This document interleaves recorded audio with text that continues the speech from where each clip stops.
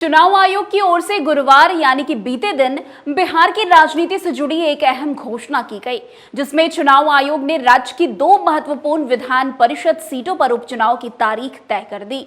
ये फैसला ऐसे समय में आया जब कई सीटें विभिन्न कारणों से खाली हो चुकी है और राजनीतिक गतिविधियां तेज हो गई है।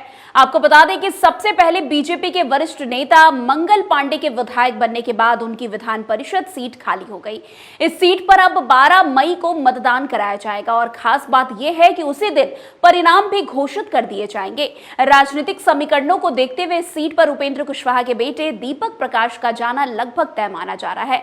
दीपक प्रकाश फिलहाल किसी भी सदन के सदस्य नहीं है, लेकिन 2025 में बनी नीतीश कुमार की सरकार में मंत्री रह चुके हैं। लोकसभा चुनाव के दौरान बीजेपी द्वारा उपेंद्र कुशवाहा को इस सीट को लेकर लिखित आश्वासन भी दिया गया था, जिससे उनकी दावेदारी और मजबूत हो जाती है। दूसरी ओर भोजपुर सह बक्सर स्थानीय प्राधिकार कोटे की सीट भी खाली हो चुकी है, जो राधा चरण शाह के विधायक बनने के कारण खाली है। इस सीट पर भी 12 मई को ही मतदान होगा। यहां मुकाबला दिलचस्प हो गया है, क्योंकि दोनों प्रमुख दलों ने राजनीतिक परिवारों से उम्मीदवार उतारे हैं। राष्ट्रीय जनता दल यानी कि राजद ने पूर्व एमएलसी लाल दास राय के बेटे सोनू कुमार राय को मैदान में उतारा है, तो वहीं जेडीयू ने भी राधा चरण शाह के बेटे कन्हैया प्रसाद को उम्मीदवार बनाया है। इस तरह ये सीधा मुकाबला 2 राजनीतिक विरासत वाले उम्मीदवारों के बीच अब देखने को मिलेगी। वैसे आगे देखें तो 28 जून 2026 को विधान परिषद की कुल 9 सीटें खाली होने जा रही है।